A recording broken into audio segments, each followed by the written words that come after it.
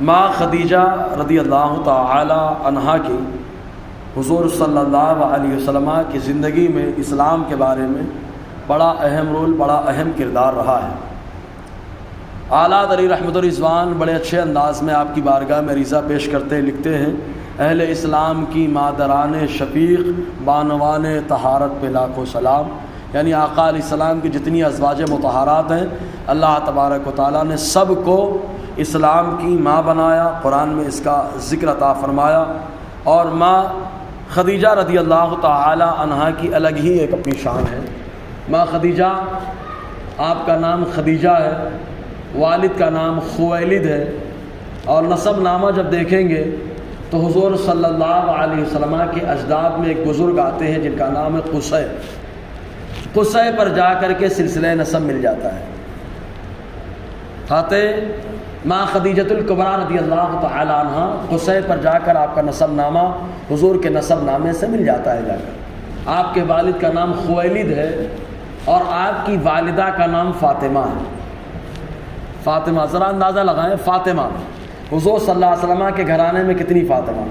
حضور کی پیاری اور چہیتی بیوی ماں خدیجہ رضی اللہ تعالی عنہا کی والدہ کا نام بھی فاطمہ، حضور کی دادی کا نام بھی فاطمہ، اور حضور کی بیٹی کا نام بھی فاطمہ، حضور کی چاچی کا نام بھی فاطمہ، اور حضور کی نواسی کا نام بھی فاطمہ۔ ہمارے ہاں تو بولے ڈبل ٹیبل نام ہو جائے، ایک ہی نام کے کئی لوگ گھر میں۔ خدیجہ رضی اللہ تعالی عنہا کی کنیت ام ہند ہے۔ ام ہند کیوں ہے؟ چونکہ ماں خدیجہ رضی اللہ تعالی عنہا کا نکاح حضور صلی اللہ علیہ وسلم سے پہلے دو لوگوں سے ہوا۔ پہلے شوہر جن کا نام مالک تھا، لیکن ان کی کنیت ابو حالہ ہے۔ ان کی کنیت ابو حالہ، اس کی وجہ یہ کہ جب مالک سے حضرت خدیجہ رضی اللہ تعالی عنہا کا نکاح ہوا تو اللہ تبارک و تعالیٰ نے دو بیٹے عطا فرمائے۔ ایک بیٹے کا نام ہند تھا اور دوسرے بیٹے کا نام حالہ تھا۔ تو ایک بیٹے کی نسبت سے ماں خدیجہ کی کنیت پڑی ام ہند، اور دوسرے بیٹے کی نسبت سے مالک کی کنیت پڑی ابو حالہ۔ ابو حالہ کے انتقال کر جانے کے بعد پھر ماں خدیجہ رضی اللہ تعالی عنہا نے اس قبیلے میں شادی کی جس قبیلے کی شہرت بہادری کے اعتبار سے بہت زیادہ، وہ قبیلہ بنو مخزوم جس سے تعلق حضرت عمر کا رہا، جس قبیلے سے تعلق حضرت خالد ابن ولید سے کا رہا۔ اس قبیلے میں بڑے جنگجو لوگ ہوا کرتے تھے۔ اسی قبیلے میں ایک شخص ہے جن کا نام عتیق تھا، عتیق مخزومی۔ ماں خدیجہ رضی اللہ تعالی عنہا نے ابو حالہ کے انتقال کر جانے کے بعد ابو عتیق مخزومی سے نکاح کیا، اور اللہ تبارک و تعالیٰ نے ایک بیٹی عطا فرمائی۔ اس بیٹی کا نام بھی ہند رکھا گیا۔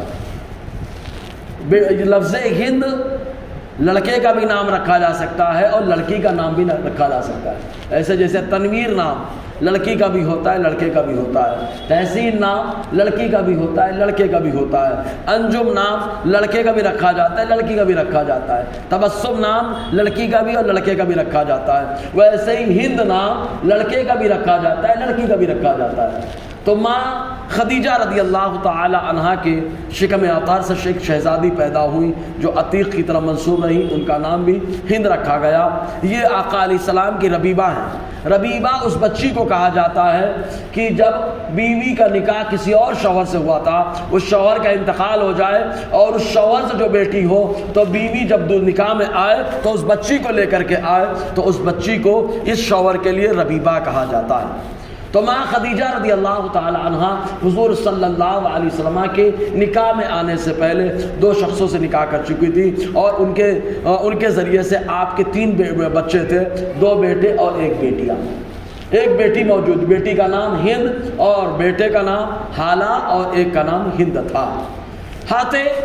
ماں خدیجہ رضی اللہ تعالی عنہا آپ کے چچا زاد بھائی تھے جو بڑے زبردست عالم رہے، جن کا نام ورقہ ابن نوفل ہے۔ ورقہ ابن نوفل ایک خواب ماں خدیجہ رضی اللہ تعالی عنہا نے دیکھا۔ خواب یہ تھا، آپ ارشاد فرماتی ہیں کہ آسمان میں جو سورج ہے وہ سورج میرے گھر میں آ گیا، اور میرے گھر میں آنے کے بعد میرا گھر پورا روشن ہو گیا، اور روشن ہونے کے بعد اس کی روشنی نکلی تو مکے میں جو گھر ہیں یکے بعد دیگر ایک ایک گھر میں وہ روشنی پہنچی، یہاں تک کہ پورا مکہ روشن ہو گیا۔ انہوں نے خواب دیکھا، ماں خدیجہ رضی اللہ تعالی عنہا نے۔ خواب دیکھنے کے بعد حضرت ورقہ ابن نوفل جو آپ کے چچا کے لڑکے تھے ان کے پاس گئی، اور جانے کے بعد کہا میں نے ایسا ایسا خواب دیکھا ہے، میرے خواب کی کیا تعبیر ہے؟ تو خواب سننے کے بعد ورقہ ابن نوفل نے کہا مبارک ہو۔ کہا کیا مطلب؟ کہا مبارک ہو جو نبی آخر الزماں ہوں گے، وہ نبی آخر الزماں وہ آپ سے نکاح کریں گے۔ ارے بہت سلو بولے یار، نبی آخر الزماں آپ سے نکاح کریں گے اور آپ کے گھر سے اسلام کی روشنی نکلے گی، اور اس روشنی کی برکت سے پورا مکہ روشن ہوگا، پوری دنیا میں وہ روشنی پھیلے گی۔ ماں خدیجہ رضی اللہ تعالی عنہا خواب کی تعبیر سن کر کے تشریف لائی، اور آپ کو اس زمانے میں جو ہے صادقہ کہا جاتا تھا، یعنی سچی خاتون کہا جاتا تھا۔ آپ کا لقب پورے عرب میں صادقہ تھا، اور ادھر مصطفیٰ جان رحمت کا لقب تھا صادق الامین۔ سبحان اللہ، صادق بھی امین بھی، امانت دار بھی۔ تو حضور صلی اللہ علیہ وسلم کی عمر شریف ہے 25 سال، اماں خدیجہ رضی اللہ تعالی عنہا کی عمر ہے 40 سال۔ اماں خدیجہ کے پاس مال بہت تھا۔ مال کیسے تھا؟ ایک تو خاندانی مال تھا، دوسرے 2 شوہروں کا انتقال ہوا، دونوں شوہروں کے انتقال کے بعد ان کی پراپرٹی ان کے حصے میں آئی، تو اس طریقے سے مال ان کے پاس بہت تھا۔ لیکن وہ سفر، چونکہ خاتون سفر کرنا ان کے لیے دشوار تھا، تو انہوں کسی ایسے شخص کی تلاش تھی جو سچا ہو، امانت دار ہو، محنت اس کی ہو، پیسہ آپ کا ہو۔ تو انہوں نے آقا علیہ السلام کے بارے میں سن رکھا تھا کہ حضور صلی اللہ علیہ وسلم صادق بھی ہیں، امانت دار بھی ہیں۔ تو ایک دن اپنے غلام میسرہ کو بھیج کر حضور صلی اللہ علیہ وسلم کو پیغام دیا کہ آپ اگر تجارت کرنا چاہیں تو میں اپنا مال لگانے کے لیے تیار ہوں۔ تو حضور صلی اللہ علیہ وسلم نے قبول فرما لیا، اور قبول کرنے کے بعد حضور صلی اللہ علیہ وسلم ملک شام تجارت کرنے کے لیے نکلے۔ یہ ملک شام کا مصطفیٰ جان رحمت صلی اللہ علیہ وسلم کا دوسرا سفر تھا۔ پہلا سفر حضور صلی اللہ علیہ وسلم نے اپنے چچا ابو طالب کے ساتھ 12 سال کی عمر میں کیا تھا، جس سفر میں ایک راہب سے ملاقات ہوئی تھی۔ اس راہب کا نام تھا بحیرہ۔ اس راہب نے بھی حضور صلی اللہ علیہ وسلم کے نبی ہونے کی نشانیاں بیان فرمائی تھی۔ اور یہ دوسرا سفر تھا جو سفر حضور صلی اللہ علیہ وسلم نے ماں خدیجہ رضی اللہ تعالی عنہا کے مال کو لے کر کے کیا۔ راستے میں پہنچے، ایک راہب ملا جس راہب کا نام نستورہ تھا۔ نستورہ راہب نے ایک درخت کے نیچے حضور بیٹھے تو میسرہ کو، جو ماں خدیجہ کا غلام تھا جو ساتھ میں آپ کے تھا، میسرہ کو بلایا اور بلا کر کے پوچھا یہ کون ہے جو درخت کے نیچے بیٹھے ہیں؟ تو میسرہ نے بتایا کہ یہ مکے کے رہنے والے ہیں۔ کیا نام ہے؟ کہا ان کا نام محمد ہے صلی اللہ علیہ وسلم۔ کہا کس قبیلے سے؟ کہا قریش کے۔ کہا اس درخت کے نیچے جتنے لوگ بیٹھے ہیں سب کو اللہ تبارک و تعالیٰ نے نبوت سے سرفراز فرمایا، سب کو نبی بنایا۔ تو یہ ضرور اللہ کے نبی آخر الزمان ہے، آخری زمانے میں جو نبی آنے والے یہ وہی نبی لگتے ہیں۔ نشاندہی کر دی۔ بہرحال ملک شام حضور صلی اللہ علیہ وسلم پہنچے، کاروبار کیا، تجارت کی، خوب منافع کمایا اور مکہ واپس تشریف لانے لگے۔ راستے میں میسرہ نے ایک چیز دیکھی، وہ یہ کہ جب دن میں دوپہر کے وقت آقا علیہ السلام چلتے تو دھوپ بہت تیز ہوتی ہے، تو آقا علیہ السلام پہ دھوپ نہ پڑے اس لیے ایک بادل سایہ کر رہا تھا، حضور کے اوپر ایک بادل سایہ کر رہا تھا۔ تو میسرہ نے دیکھا، وہ نستورہ کی بات اس کے دماغ میں تھی۔ بہرحال مکے میں داخل ہوئے۔ جب مکے میں آئے تو ماں خدیجہ رضی اللہ تعالی عنہا کا گھر مروہ کی پہاڑی کے پاس تھا، وہاں پر آئے۔ وہ آج چھت پر بیٹھی ہوئی دیکھ رہی تھی آقا علیہ السلام مکے میں داخل ہو رہے ہیں۔ جب مکے میں آئے تو انہوں نے دیکھا کہ آپ کے اوپر ایک بادل سایہ کر رہا ہے، تو ان کے دماغ میں یہ بات گھر کر گئی۔ اور خواب کی تعبیر بھی حضرت برقہ بن نوفل بتا چکے تھے کہ جو نبی آخر الزماں ہیں ان سے آپ کا نکاح ہوگا، نبی آخر الزماں سے نکاح ہوگا۔ دونوں بات آپ نے رکھی۔ مال منافع بہت کما کے لائے آقا علیہ السلام کو، منافع اللہ نے خوب دیا، اور میرا نبی ویسے بھی جہاں جاتا ہے اللہ منافع دے ہی دیتا ہے۔ حضرت حلیمہ سعدیہ کے علاقے میں جب حضور گئے بچپن میں، تو وہ علاقہ آج بھی زیادہ چارے وغیرہ نہیں ہے، پہاڑی پہ علاقہ لیکن کچھ ہے ماشاءاللہ، تو وہاں پر بکریاں سب کی جاتی لیکن شکم سیر ہو کر کے نہیں آتی، لیکن حضرت حلیمہ سعدیہ کی بکریاں شکم سیر ہو کر کے آ رہی۔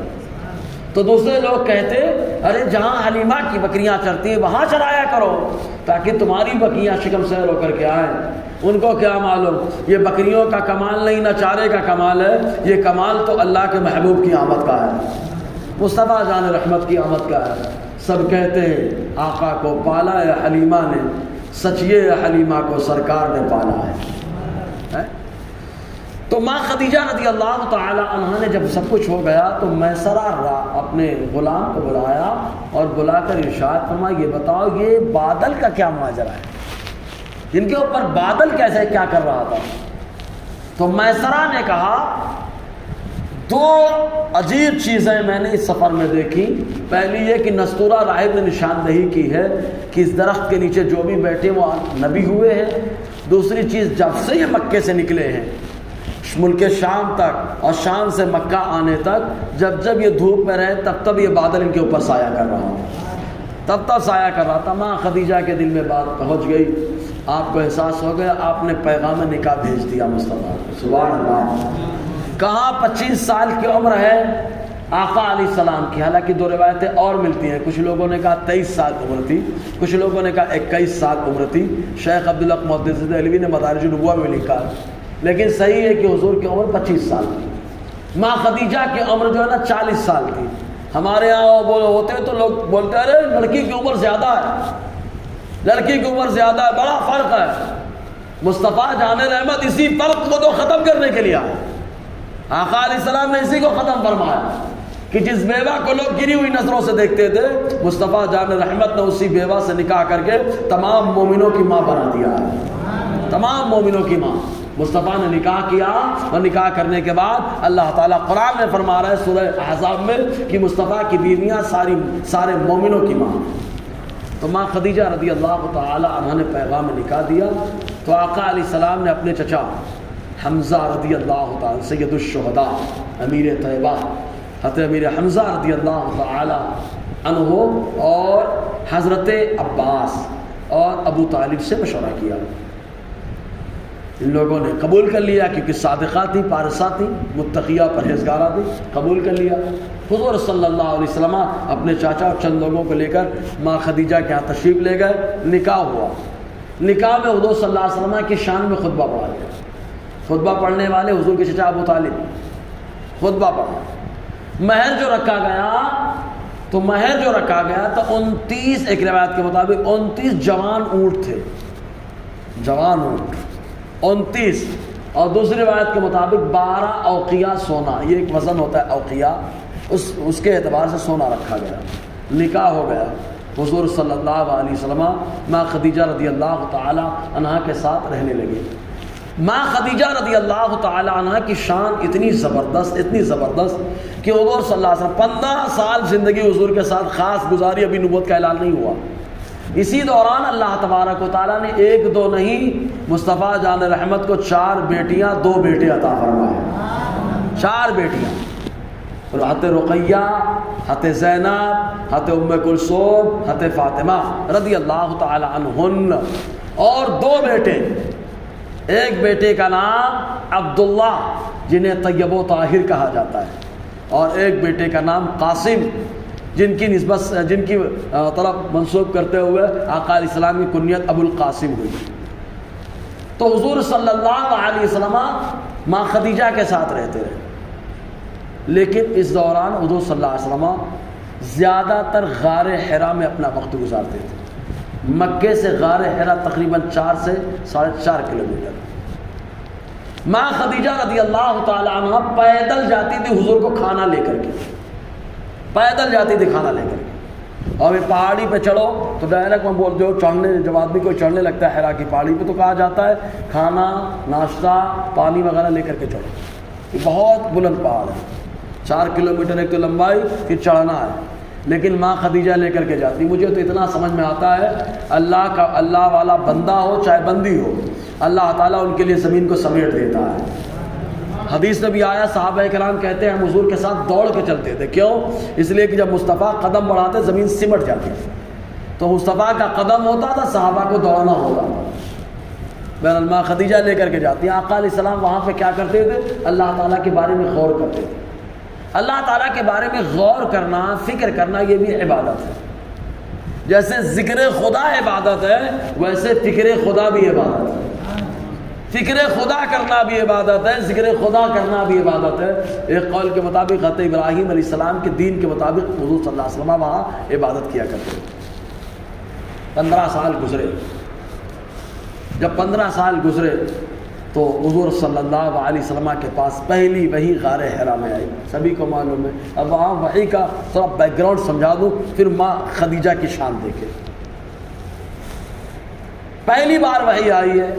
اب آدمی مثال کے طور پر آپ فکر مند ہیں، یار مجھے جانا ہے کارخانہ سنبھالنا ہے، جا کے کارخانہ سنبھالنا ہے. اب ایک آدمی آیا، اب جلدی جلدی پڑھ رہے ہیں کہ کارخانہ جا کے سنبھالنا ہے، کارخانہ جا کے سنبھالنا ہے.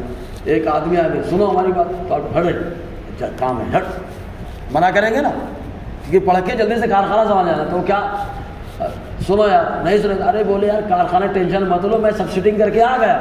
اچھا اس کی بات کر رہے تھے تو آپ مطمئن ہو جائیں گے. یعنی جو کام آپ سوچ رہے ہیں اگر اسی کے مطابق وہ کام بتا دے تو آپ اس کا سپورٹ کرنے لگیں. ایسے ہی ہوا. پہلی بار حرا کی پہاڑی میں غار حرا میں وحی لے کر حضرت جبرائیل آ گئے اور حضور اللہ تعالیٰ کے بارے میں غور کر رہے ہیں. جب وحی لے کر کے آئے تو جبرائیل نے کہا اقرا پڑھیے. حضور نے کہا ماں انا بقاری، میں نہیں پڑھتا. کیوں؟ اللہ کے بارے میں غور کرنا تو پڑھنے کی بات کر رہے ہو. سمجھ آیا؟ میں اللہ کے بارے میں غور کر رہا ہوں تو پڑھنے کی بات کر رہا ہوں. ماں انا بقاری، میں نہیں پڑھتا. پھر کہا ہلایا ڈلایا، پھر کہا پڑھیے، پھر کہا ماں انا بقاری، میں نہیں پڑھتا. جبرائیل کو محسوس ہوا. جبرائیل نے عرض کیا اقرا بسم ربک الذی خلق، پڑھیے اپنے اس رب کے نام سے جس نے پیدا کیا. مصطفیٰ نے پڑھنا شروع کر دیا. کیوں؟ اللہ کے بارے میں سوچ رہے تھے، فکر خدا ہو رہا تھا. اب اللہ کے نام سے پڑھ رہے ہیں تو ذکر خدا بھی ہو رہا ہے. فکر خدا بھی عبادت ہے، ذکر خدا بھی عبادت ہے. وحی نازل ہوئی. آقا علیہ السلام تشریف لائے اپنے گھر میں. ماں خدیجہ کے پاس مروہ کی پہاڑی کے بعد دروازہ کھٹکھٹایا. ماں خدیجہ نے دیکھا، چادر اڑایا. کہا ہوا کیا؟ مصطفیٰ نے بتایا ایسا ایسا ہوا. اب لوگ مجھے پریشان کریں گے، ستائیں گے، میرے ساتھ برا ہوگا. ماں خدیجہ نے کہا فکر مت کرو، جو دوسرے کا بھلا کرتا ہے اللہ اس کا بھلا کرتا ہے. آپ غریبوں کا خیال کرتے ہیں، آپ مظلوموں کی مدد کرتے ہیں، آپ کا کچھ نہیں ہوگا. چلیے میرے بھائی کے پاس. ورقہ ابن نوفل کے پاس گئے، جا کر کے پورا بتایا.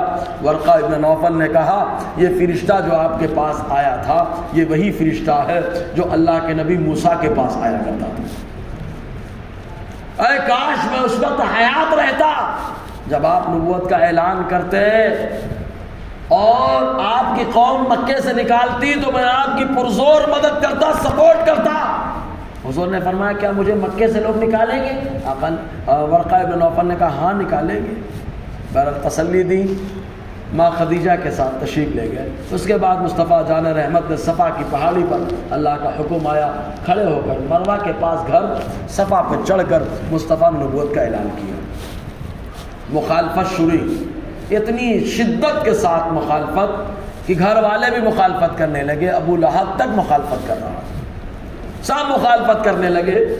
تو حضور صلی اللہ علیہ وسلم سب کی مخالفت جھیلنے کے بعد، برداشت کرنے کے بعد جب گھر تشریف لاتے، ماں خدیجہ کے چہرے پہ نظر پڑتی تو اللہ تعالیٰ سارے غم ختم فرما دیتا، سارے غم ختم فرما دیتا. ایسی ماں خدیجہ رضی اللہ تعالیٰ عنہ کی شان رہی جن کو دیکھ کر میرے نبی کا غم بھی ختم ہو جاتا، میرے نبی کی فکر بھی ختم ہو جاتی. ورنہ میرے نبی کا چہرہ تو ایسا ہے کہ ہر روتے ہوئے کو ہنسنے کا موقع دیتا ہے، مسکرانے کا موقع دیتا ہے، خوش ہونے کا موقع دیتا ہے. تو ماں خدیجہ رضی اللہ تعالی عنہا آقا علیہ السلام کے ساتھ کئی سال آپ نے زندگی گزاری، حتیٰ کہ ایک بار تو ایسا ہوا ماں خدیجہ پیالے میں کھانا لے کر کے آ رہی تھی حضور کے لیے، گھر میں کھانا لے کر کے چولہے کے پاس سے، کچن کے پاس سے نکلی، جبرائیل آ گئے۔ آنے کے بعد جبرائیل آقا علیہ السلام سے کہتے ہیں خدیجہ کھانا لے کر کے آ رہی ہیں، جب آئیں تو انہیں کہنا کہ ان کا رب انہیں سلام کہتا ہے۔ ماں خدیجہ کو اللہ تعالیٰ نے سلام بھیجا ہے اور ماں عائشہ کو بھی اللہ تعالیٰ نے سلام بھیجا ہے، سمجھے نا، آسمان سے اللہ نے سلام بھیجا ہے ماں خدیجہ کے لیے اسپیشل، اور انہیں خوشخبری دینا کہ اللہ تعالیٰ جنت میں انہیں اللہ تعالیٰ نے ایسا محل ان کے لیے بنایا ہے جہاں نہ شور ہوگا نہ چلاہٹ ہوگی، وہاں خالی آرام ہی آرام ہوگا۔ ماں خدیجہ آئیں، آقا علیہ السلام نے انہیں خوشخبری بھی سنائی، حتیٰ کہ ایک وقت آیا کہ حضور اعلان نبوت کے 10ویں سال حضور کے چچا ابو طالب 3 دن پہلے ان کا انتقال ہوا ہے، رمضان کی 7 تاریخ تھی، آپ کے چچا ابو طالب انتقال کر گئے، اور ان کے 3 دن کے بعد رمضان کی 10 تاریخ اعلان نبوت کا 10واں سال حضور صلی اللہ علیہ وسلم کی زوجہ محترمہ ہم مومنوں کی ماں خدیجہ پردہ فرما گئی۔ ان کی موجودگی میں آقا علیہ السلام نے دوسرا نکاح نہیں کیا، جب تک وہ رہی آقا علیہ السلام نے کسی اور سے نکاح نہیں کیا۔ ماں خدیجہ رضی اللہ تعالی عنہا کے قبر انور میں مصطفیٰ خود اترے ہیں، اور جس کی قبر میں مصطفیٰ جلوہ فرما ہو محشر تک اللہ تعالیٰ اجالا پیدا فرماتا ہے۔ قبر میں لہرائیں گے تا حشر چشمے نور کے، جلوہ فرما ہوگی جب طلعت رسول اللہ۔ ماں خدیجہ کے قبر میں حضور صلی اللہ علیہ وسلم خود اترے ہیں۔ واللہ بتا رہا ہوں، ابھی کچھ مشائخ جو مکے کے سادات، ان کا جملہ ماں خدیجہ کی بارگاہ میں حاضری کر انہوں نے کہا یہ وہ جنت المعلیٰ کا حصہ ہے جہاں اللہ تبارک و تعالی ہر وقت انوار و تجلیات کی بارشیں نازل فرماتا ہے۔ تو ماں خدیجہ رضی اللہ تعالی عنہ کی تدفین کا معاملہ آیا، اس وقت نماز جنازہ مشروع نہیں ہوئی تھی، نماز جنازہ کا معاملہ نہیں تھا، اس لیے آقا علیہ السلام نے تدفین کی، اور اس کے بعد حضور صلی اللہ علیہ وسلم کو بڑا غم لاحق ہوا، تو اس سال کا نام ہی حضور نے رکھ دیا تھا عام الحزن، غم کا سال۔ غم کا سال حضور صلی اللہ علیہ وسلم نے اس سال کا نام رکھ دیا۔ پھر ماں خدیجہ رضی اللہ تعالی عنہا کے پردہ فرمانے کے بعد حضور صلی اللہ علیہ وسلم کافی فکر مند رہتے تھے، بچوں کا بھی معاملہ درپیش تھا، تو صحابہ کرام میں سے کئی لوگوں نے مشورہ دیا حضور نکاح کر لیں۔ حضرت ابوبکر نے کافی زور ڈالا، تو آقا علیہ السلام نے حضرت سودا بنت زمعہ جو بیوہ تھی ان سے نکاح کیا۔ پھر آقا علیہ السلام سے لوگوں نے کہا تو حضرت ابوبکر صدیق رضی اللہ تعالی عنہ کی شہزادی ہماری ماں عائشہ صدیقہ سے نکاح کیا حضور صلی اللہ علیہ وسلم۔ پھر بھی ماں خدیجہ سے اتنی محبت کرتے کہ اکثر آقا علیہ السلام ماں خدیجہ کا ذکر کرتے۔ ایک مرتبہ تو ماں عائشہ کہتی ہیں کہ کیا بات ہے، ان ضعیفہ خاتون کا بہت ذکر آپ فرماتے ہیں۔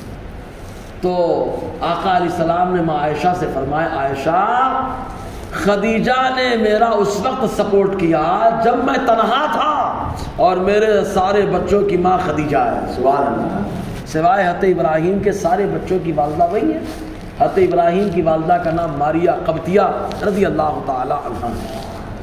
حتیٰ کہ ایک روایت میں تو آقا علیہ السلام نے فرمایا کہ تمام عورتوں میں سب سے افضل عورت خدیجہ بنت خویلد ہے اور فاطمہ بنت محمد ہے صلی اللہ علیہ وسلم۔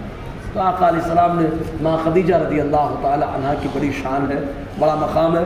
اسلام میں 3 لوگوں کے مال کی بڑی اہمیت ہے، کیونکہ اس وقت ان لوگوں نے اپنا مال اسلام کے لٹایا جس وقت اسلام کو ضرورت تھی، مسلمان پریشان حال تھے۔ سب سے پہلے ماں خدیجہ کے ساتھ، ماں خدیجہ کے پاس جتنا مال تھا سارا مال مصطفیٰ کے اوپر اور اسلام کے اوپر خرچ کیا، سارا مال خرچ کیا۔ حضرت ابوبکر صدیق نے بھی، حضرت عثمان غنی رضی اللہ تعالی عنہما نے، تو ان 3 شخصیات کا مال اسلام کے اوپر خرچ ہوا۔